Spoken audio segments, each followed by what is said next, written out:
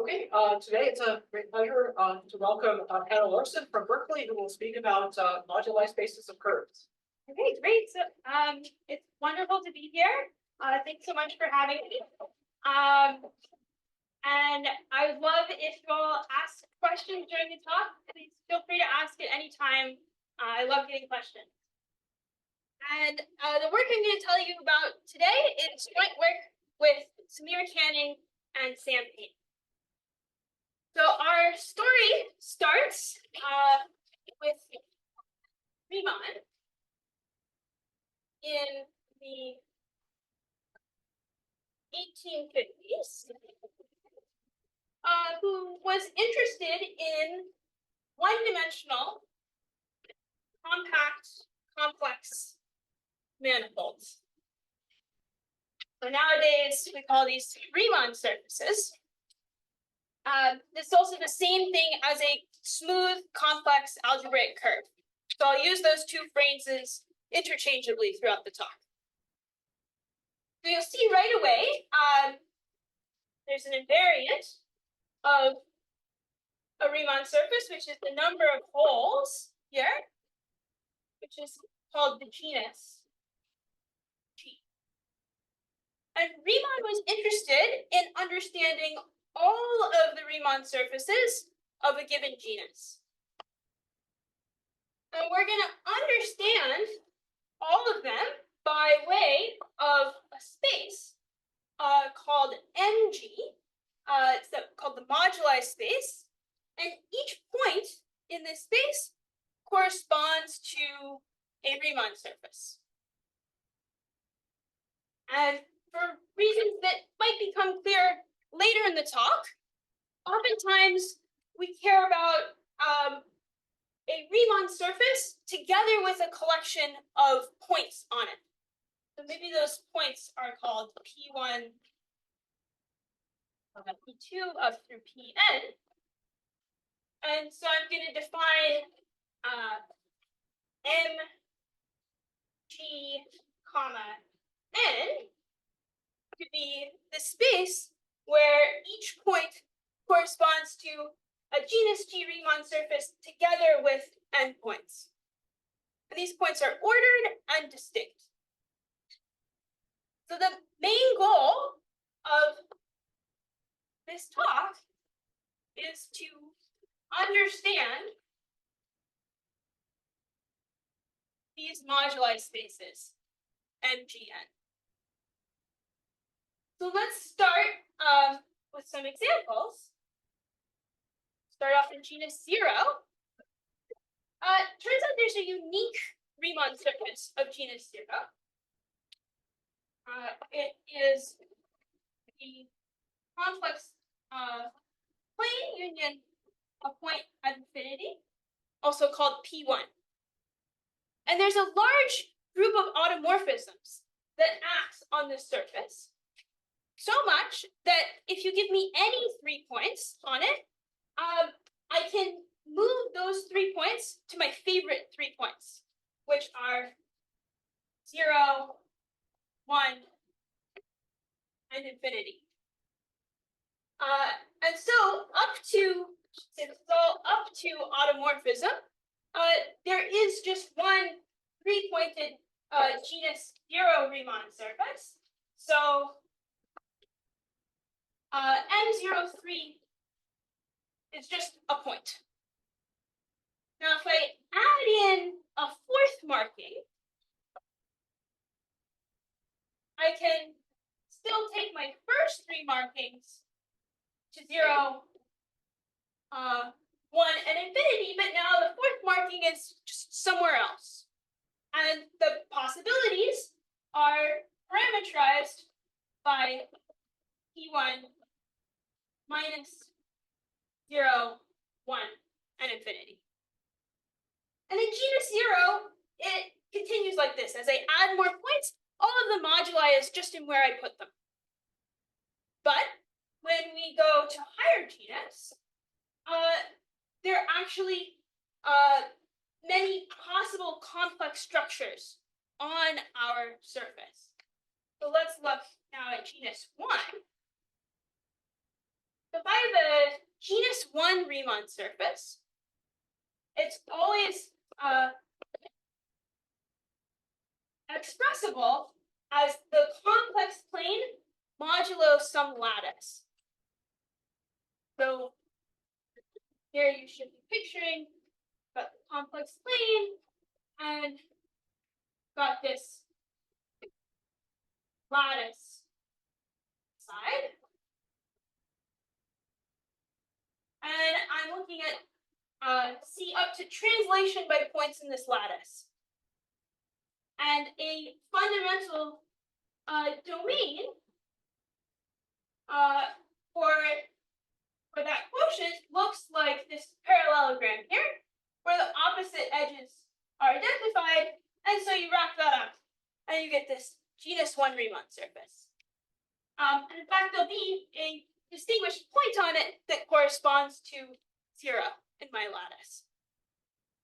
But as I change the shape of the lattice, I can get different Riemann surfaces, different complex structures. And it turns out that if I look at C mod lambda, that gives me the same curve as C mod lambda prime, precisely when lambda is a multiple of lambda prime.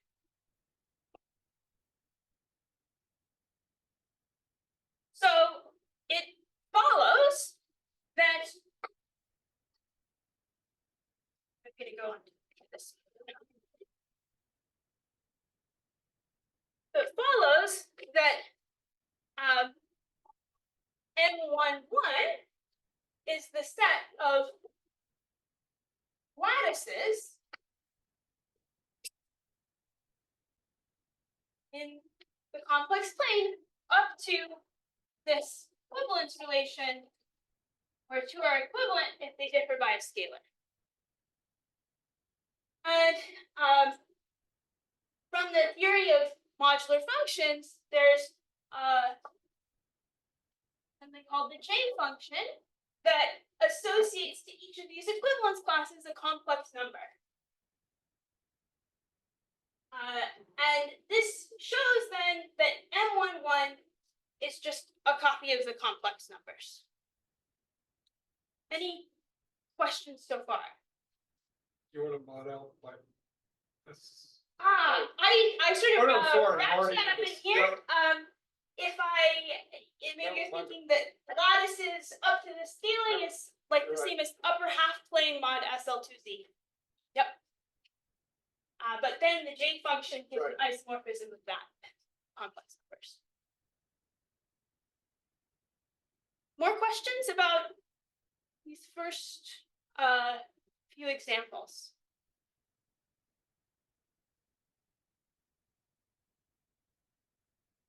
So you can imagine as the genus and number of markings grows, these spaces become more and more complicated to describe. But they do exist.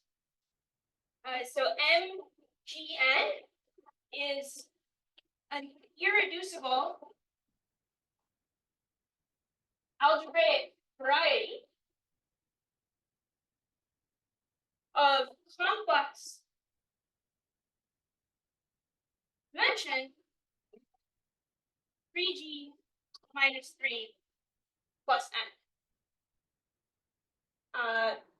If I view MGN as an orbifold or as an algebraic stack, I can even think of it as having a smooth structure. The one way in which MGN is somewhat lacking is that it is not compact. So it can't take limits.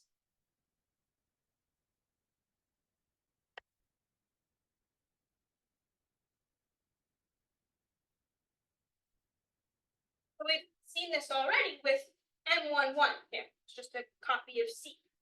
So what happens if I send this J invariant, this complex number, off to infinity?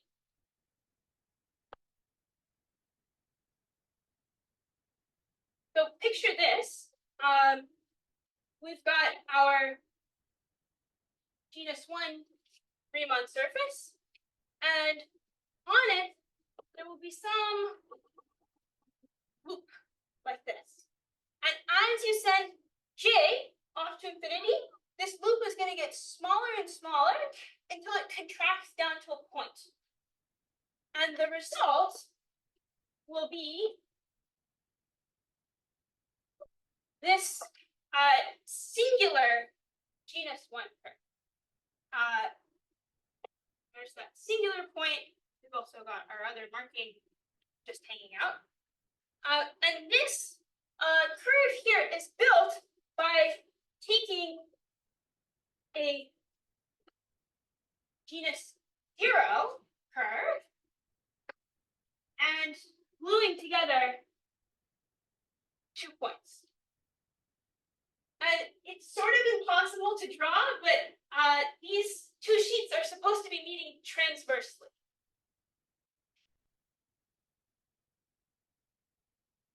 So this motivates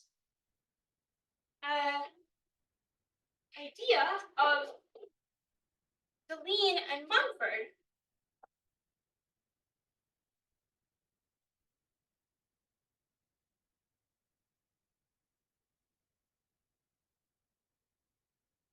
from 1969, which is to compactify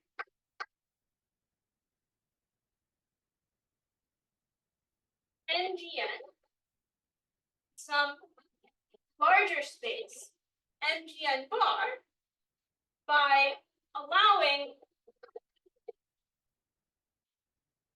some mildly singular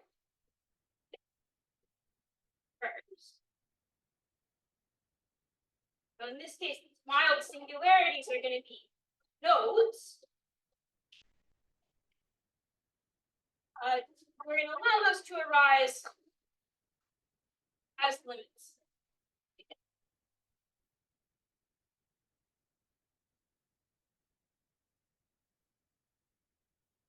So for example, M11 bar is going to be M11 union a point at infinity. And that point at infinity will correspond to this singular curve. So this M11 was just a copy of C. So C with the point at infinity, this is actually just a copy of P1. Any questions about that?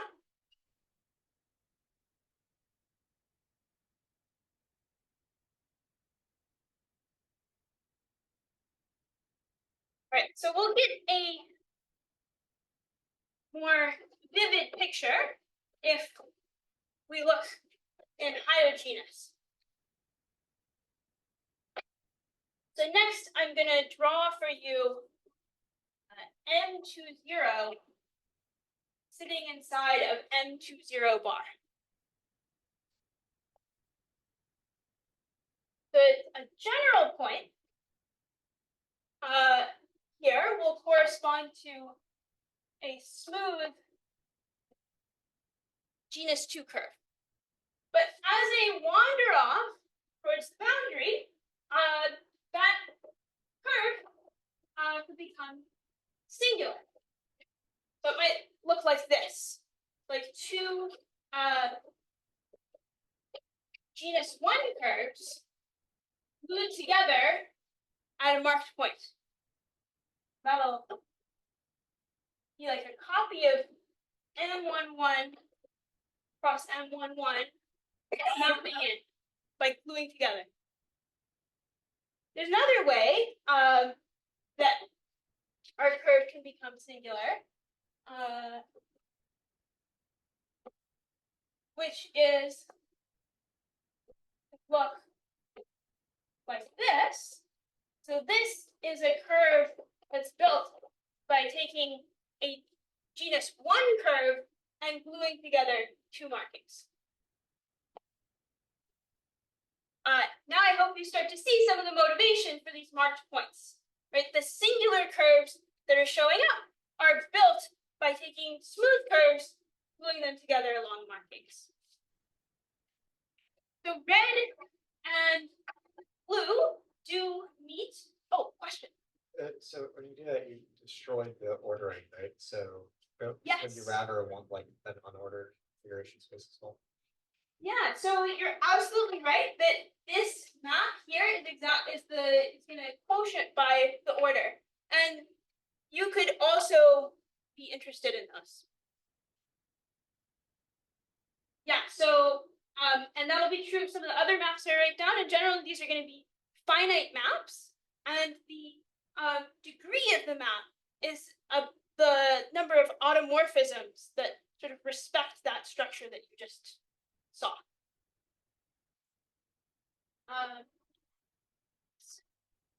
So these two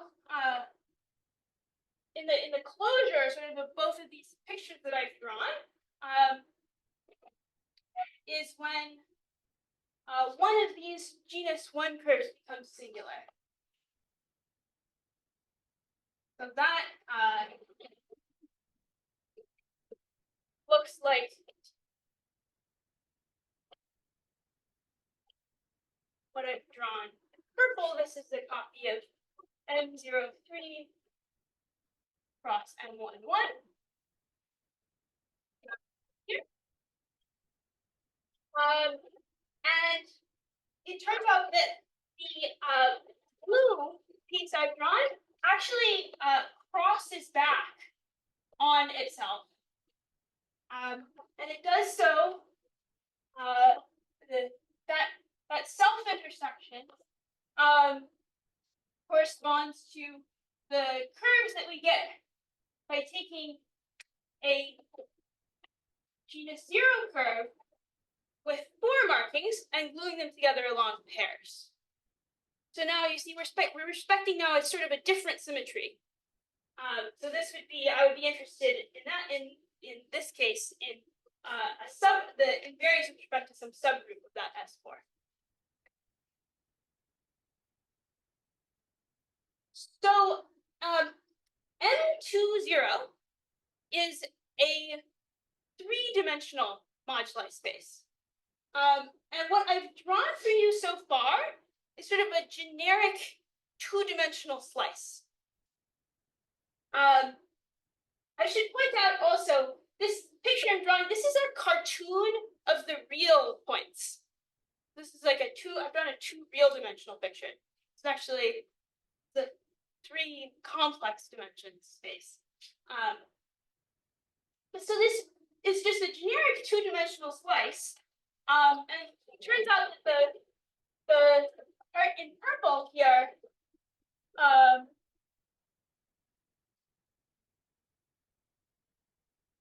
draw like this. It corresponds to a curve, something 1-dimensional, and green is also something 1-dimensional. And those 2 curves actually do meet in something 0-dimensional. So that point where green and purple meet corresponds to when both of these genus 1 components are singular. This is copy of M03 cross M03 box.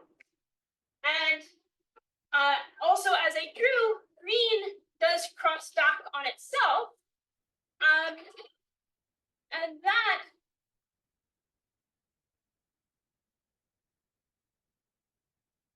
corresponds to a particular curve that we get by gluing together 2 genus 0 curves along 3 pairs of markings. So you'll notice as we go deeper and deeper into the boundary here, the pieces that our curves are built out of get simpler, all the way down until it's built out of genus 0 curves. But combinatorics of how we glue them together gets more complicated. Let me also pause here and see if there's any questions about this picture. Yes, please. Why can't you also have a limit of one of these things where you get kind of like different singularities around the same pole? Like maybe if you imagine you could just have like a torus and then you have two loops, two homotopy loops that both contract to a point. Why can this not happen? Yes, so I was gonna sort of sweep that under the rug. But I should have said there is a further condition here, which is we don't want to allow the things, something like what you just said, which is we're not gonna allow a piece of the curve to come from a genus 0 curve with less than 3 markings. So what you're picturing where you take that genus 1 curve and maybe you contract it down these 2 loops. Right, then I've got just this 2 genus 0 pieces meeting like this. This is built out of some genus 0 curves with only 2 sort of special points on it. And we disallow that. Good question. Could you have 3 of those then? You have 3 loops that contract to a point. Well, so now if you click another loop here, so I squeeze this down, and you'll see that that will kind of look like that. Yeah. So you can sort of play around with it, and maybe you'll be able to convince yourself that by allowing that condition, you kind of cut off how deep you can go, which is a nice feature. More questions? Yes, please. There's no way to make like even full enough for the numbers, like this is my struggle. Yeah, so you certainly could. These are, it's just some combinatorial data of associated to each of these. You could write down its dual graph. Is how people often count them. And yes, absolutely. Yeah. Oh yes. I will say sort of technical condition is that every genus 0 component of the normalization has at least 3 special points.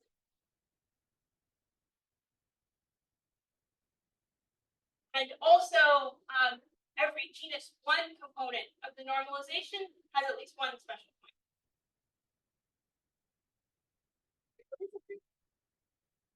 Oh, in some sense, you could say it's motivated by exactly the question I got before. Why can't you just keep going and kind of pinch off like this and have it never end? Another reason for this is that when we impose this restriction, the curves involved have finite automorphism groups. So if I have P1 and I've just got 2 special points on it, there's a whole copy of C star that acts by stabilizing like 0 and infinity. We want to disallow those.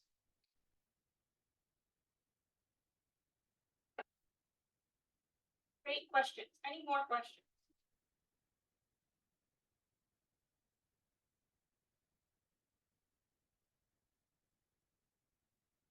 Okay, so we've got this sort of combinatorial understanding of this moduli space, but from it, the topological properties are not so clear. So the question I'd like to turn to now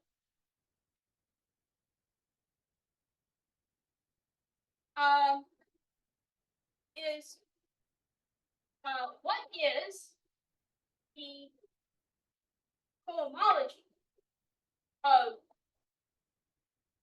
MGN bar? And this is going to be singular cohomology taken with rational coefficients. So if I ask this question without the bar, then I would be asking about the cohomology of the mapping class group. And these two questions are related. So in theory, you can pass information between with the bar and without the bar. But it involves a lot of complicated combinatorics related to this boundary stratification we just seen.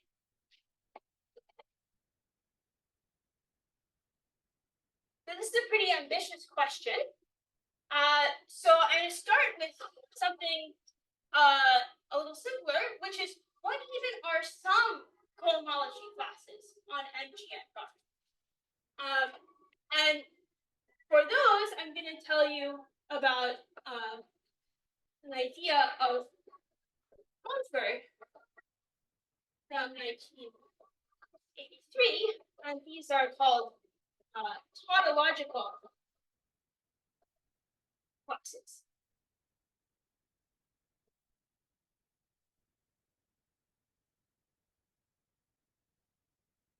So let's start just by picturing NG. The only thing I really know about this space is that each point in it corresponds to a genus G Riemann surface. This point corresponds to some other Riemann surface. Now, you could imagine as a sort of roam over MG, these curves, right? They roam, and I can fit them together into some space up here, which we call the universal curve over MG. You could probably convince yourself this is just the same thing as MG1. Because after all, what is a point up here telling me a genus G Riemann surface and a point on it? So this is some kind of complicated non-linear object. So we're going to do what is always a good idea when you see one of those, which is find some sort of linear approximation to it. So at each point, you can imagine there's a one-dimensional space, which is the tangent space to that curve at that point. And I'm going to be interested in those vector spaces. Sorry, how did you get the point? Oh, so this space up here is it's MG1. So it's a space that maps to MG with a fiber over each point is like that whole curve. And so now I'm going to think each point up here in MG1, there is this one-dimensional vector space. Let me write it. I'm going to consider the tangent space at that point to that point.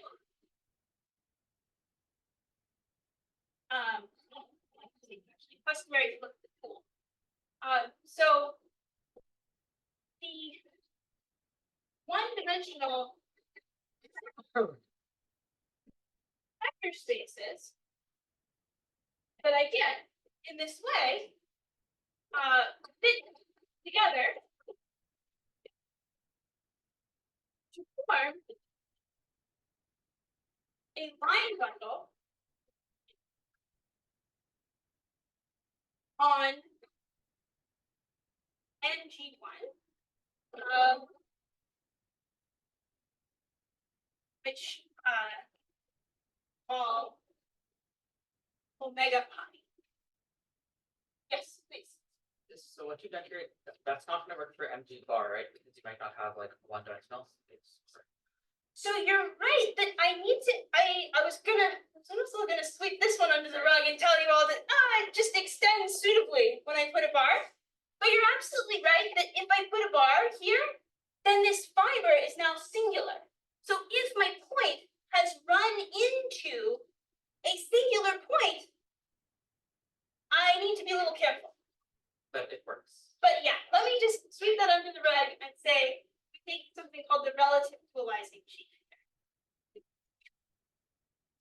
Yeah. Great. So now in fact I've got a line bundle on NG1 bar. And once I have a line bundle, I can associate to it the cohomology class called its first Chern class.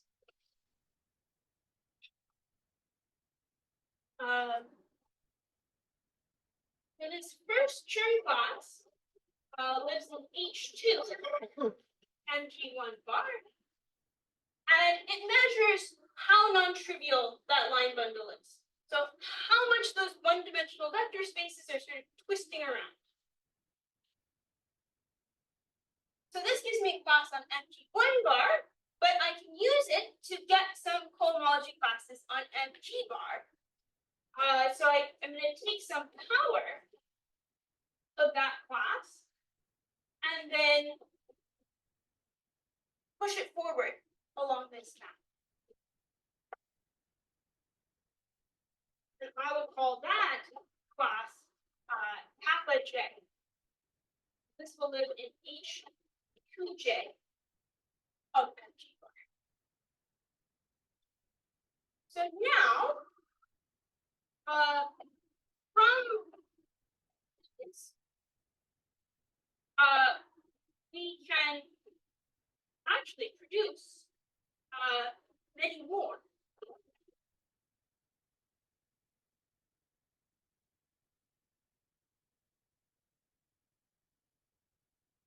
And these further classes I'm going to produce for you, going to take advantage of the functoriality of cohomology. So I'm going to give you now 4 steps in which I'm going to produce some more classes. And the order here does matter. And later in the talk, I'm going to be telling you about a generalization of this approach.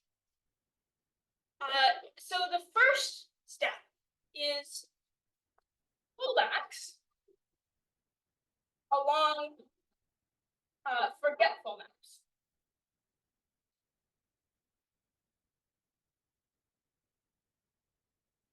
Right, so I've got my NGN bar. There's a map to NG bar where I just forget the data of my N markings. F, and then I can pull back my kappa classes from MG bar. And it's customary to also denote those by kappa J. So you just have to keep track of which space they live on. Now I also have a map where I forget all but the ith marked point. So that sends me to NG1 bar, and I'm gonna define psi I to be the pullback along that map of the psi class on NG1 bar.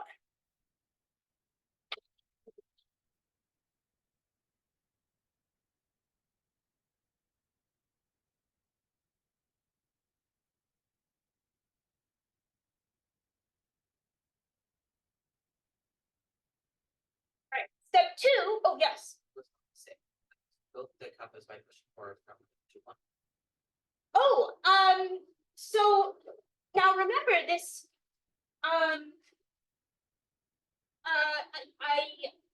In order to get the kappas, I take a power of the size. So in fact, I'm raising the side to power j plus 1 here. That puts me into cohomological degree 2j plus 2. Then I push forward along this map. I drop by 2. Yeah, so in fact, these kappa j's, they're living in H2j, and these psi i's, these are all living in an H2. Yeah. Oh, more questions in the back? No, just trying to see the board. Oh, sorry. I did. Okay, so step 2 is just take monomials in the kappa and psi classes that we've got. And then step 3 is to push forward along gluing. So here, let's suppose we've got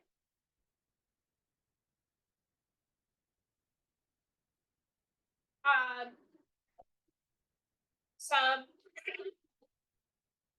map from M2 1 bar and M3 3 bar, say, but map it to M5 2 bar. What I'm going to do is I'm going to take one of my monomials on this side, so on the M2 1 bar, kappa 2 psi 1. And then I'm going to take some monomial on the other side, kappa 1 psi 3. And I'm going to pull those both back to the product. So that'll land in some Kunis component of the cohomology of this product. And then I'm going to push that forward. And what I get is something called a decorated stratum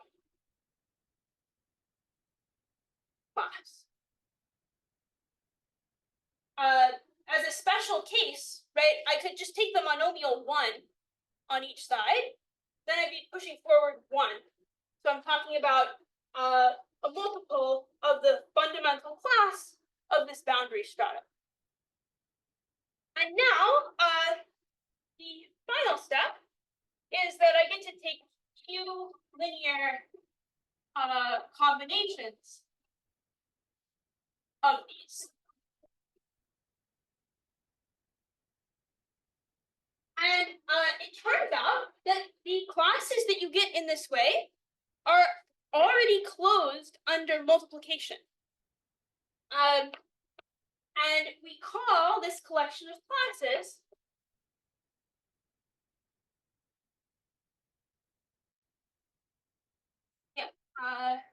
tautological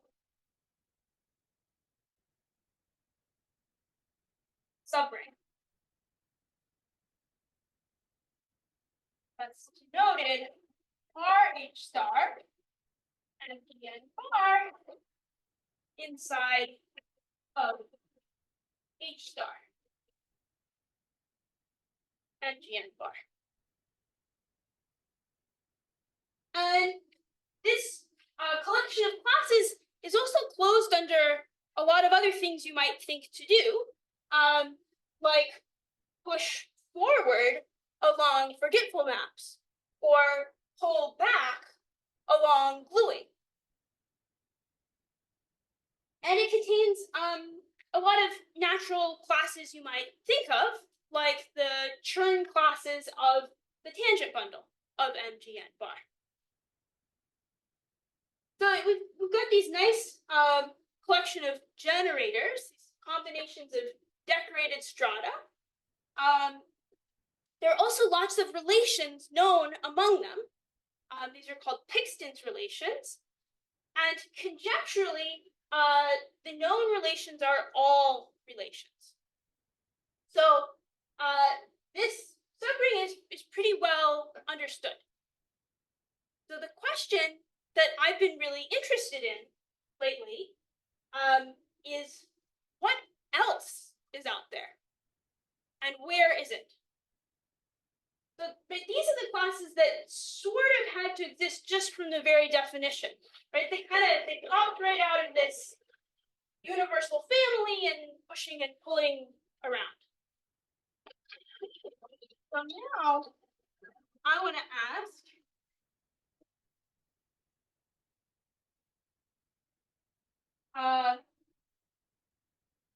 for which triples K, G, and N do we have HK and G and N bar equal to RHK and G and N bar? And when equality doesn't hold, how can I think about what else is there? So equality is known to hold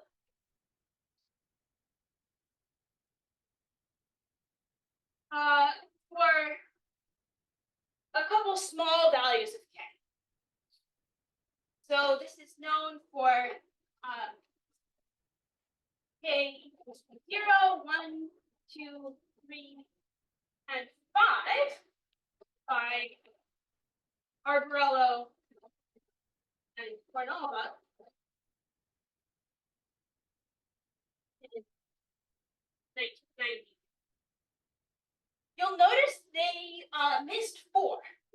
And they say in this paper they think the inductive techniques that they introduce should be able to get degree 4. But they didn't carry it out, and nobody has successfully carried that out.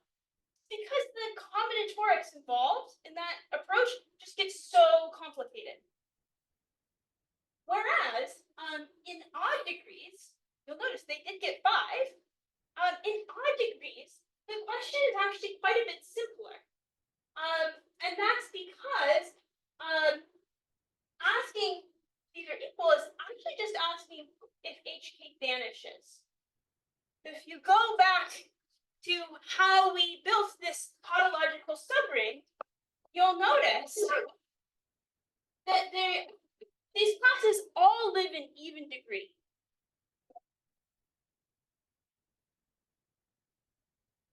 So this question for odd K is just about vanishing or not. And it has actually been extended to the next odd degrees, 7 and 9. Equality holds. This is by work of Bergstrom, Faber, and Pink.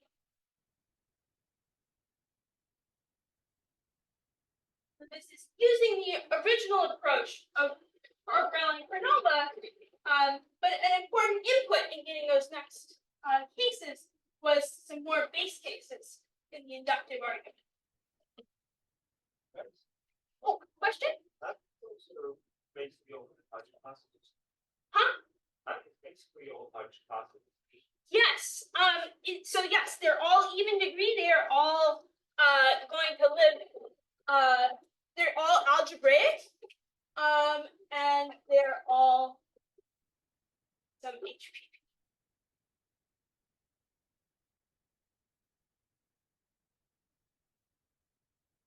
So next, what about 11?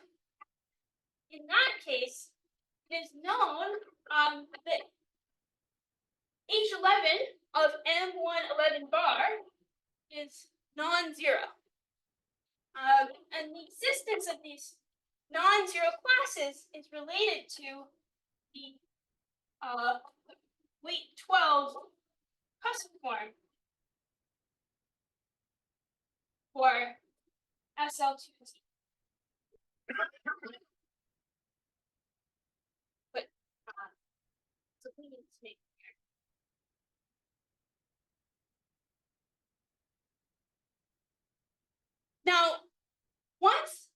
I have some non-zero H11, I can always pull it back to my M1n bars with n greater than or equal to 11. I'm going to get more non-zero classes. But you could ask, does that now account for all H11? And that is theorem of mine together with Samir Canning and Sam Payne. We found that H11 of MGN bar is 0 unless G is 1 and N is greater than or equal to 11, in which case it is generated by the pullbacks along all of the forgetful maps, M1n bar to M111 bar, that remember some subset of 11 markings.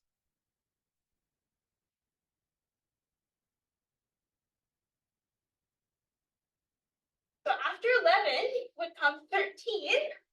Oh yeah, question? Yeah, why don't you have after 11, 10 again? Right, that you integrate over the fiber and push down and. I erased it, but these fibers are 2 real dimensions.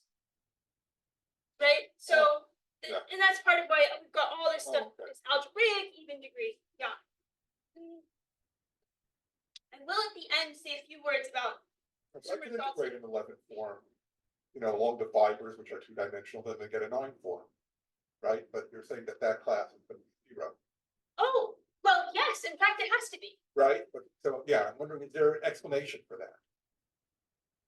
I mean, how would one have known, right? I mean, my guess would have been, given what you did before in finding tautological class, instead of going up where things get more complicated, I would have pushed further down to see what I get. Sure, Right. absolutely.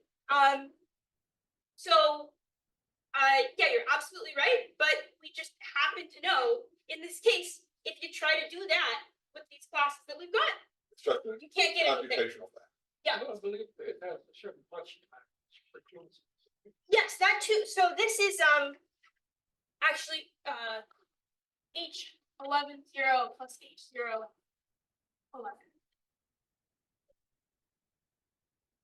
But I think you're certainly thinking along the right lines of like, what once we have some classes, what can we do with them? Yeah. Which is a bit of a segue into what I wanted to say next, which is about how I think about this result in 11 and the result I'm about to tell you in degree 13, which is using a new concept that my collaborators and I introduced. It's called a semi-tautological system. So I'm going to define the semi-tautological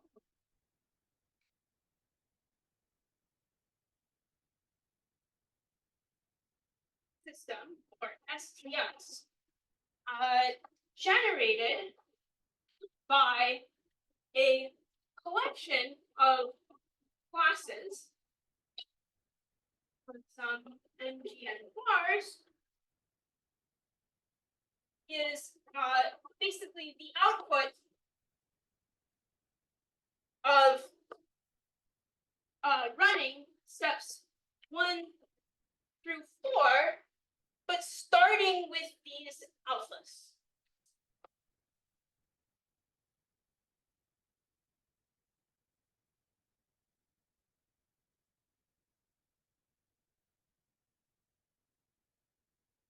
So one interpretation of this theorem is also that each H11 is contained in the STS generated by a basis for H11 M111 bar.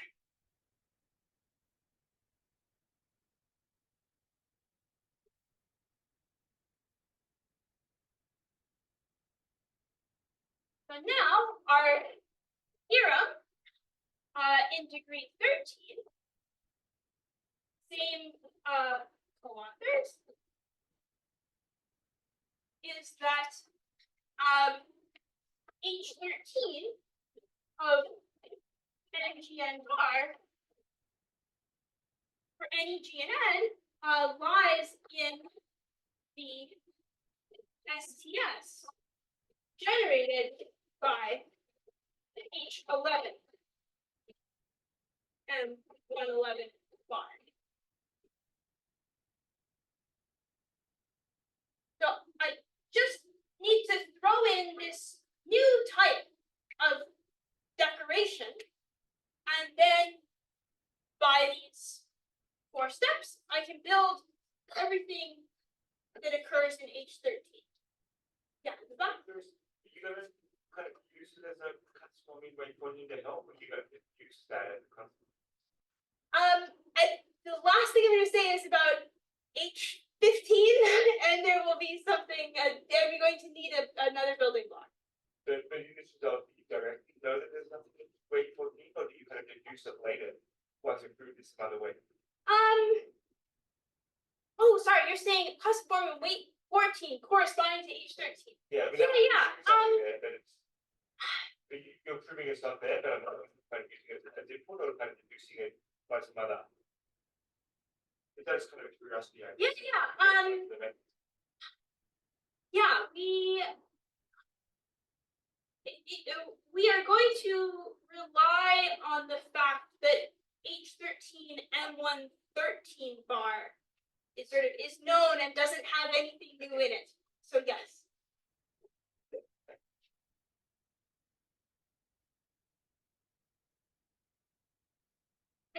More questions? Yeah, please. If I understood correctly, axiomatics 1 to 4, you didn't include all the possible operations, because for tautological classes, everything else you could do, you could already achieve by the list. Right, yeah, so then that's it says, yes. why we use this word semi-tautological also. So for example, you don't include multiplication. Right. You could consider, the subring generated by these things. Absolutely. But technically it's not part of the list. But we don't need to use that to get this result. Like, we don't need to multiply things in order to already have our generators here. But you're absolutely right. Like, we totally could consider the subring each generator.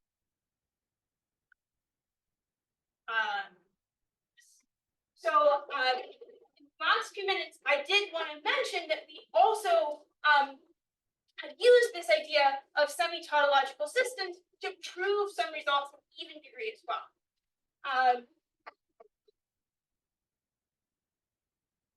So we have settled this question of if H4 is tautological. And we know now that H4 is equal to RH4 for all GNN. And I'll note this actually implies that H6 of NGN bar equals RH6 once the genus is at least 10. And then we've also got some results for the homology. So this is for k less than or equal to 14 even. Each lower k of NGN bar is equal to RH lower k NGN bar. So by dually here, I mean the classes in cohomological degree dimension minus k. And finally, we know that each lower 15 of NGN bar lies in the STS generated by H H11, M111 bar, H15, M115 bar, and the codimension one, kappa and psi constants. Yes. H lower 15. I would conjecture that the same is true for H upper 15. But there's sort of there's actually a little bit of a parallel between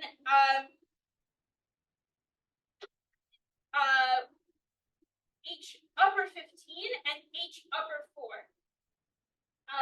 which I sort of in the sense that something starts to happen where the combinatorics involved becomes kind of complicated at the level of what you would need to do to solve this question for RH4. And we haven't managed to get H upper 15. But I certainly expect that to be true.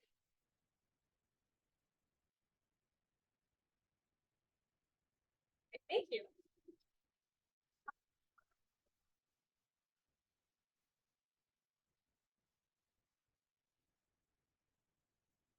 Any questions?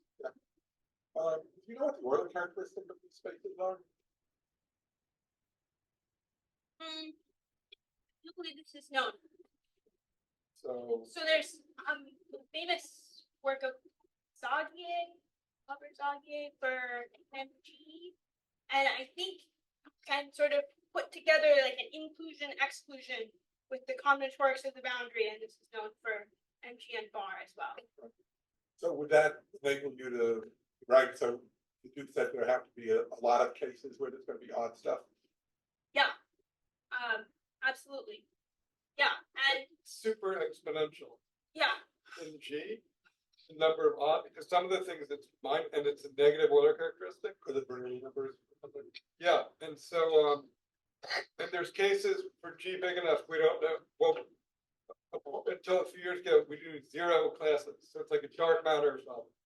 And this combinatorial structure of the singularities that you add on, right? I mean, so it's a very, very complicated thing. I mean, it's like the nerve of that cover, you know, does it have a lot of cohomology? It's a very high dimension, you know, that might be classed as that, you know, it does sort of penetrate really high. No, I mean, has anyone just looked at the combinatorics of that nerve? I don't know.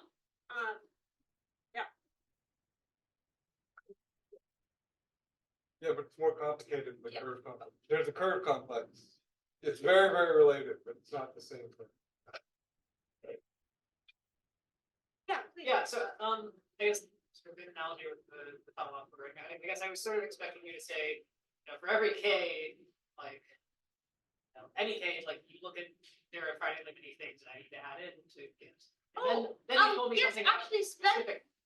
yes. Oh, but I should say that is actually also true. If you fix a K, we can prove that HK lies in some finitely generated ST, or I should say in a finitely generated semi-tautological extension of the tautological. So like meaning you need to add in finitely many alphas in addition to your kappas and psis.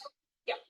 Right. Yeah, so there is a general sort of finite generation statement, and that is what we use in this group. So it really was different from the Arbrello-Cornalba idea. Yes, yeah. I have a question about technical Schul's question. So when you said Euler characteristic is the result we're referring to is this going to give you the like the Euler characteristic of the rational pool? Or this orbital Euler or something? Oh, You go between the two. well, so when you work with rational coefficients, the cohomology of the coarse moduli space is the same as the cohomology of the stem. I don't know if that quite answers your question. If they did, it's also Harrer, Yeah. John Harrer, I believe they did both. What kind of orbital Euler characteristic? then kind of rational. I guess I was asking a question about could you say something about this H11 class and how it relates to the weight 12 Yeah, so this is not something I'm an expert in, but what I have learned is that there's sort of a very explicit way to write down using this cusp form an 11 form on M111 bar. And I could show you that construction, but I guess it's what people kind of like, which is what.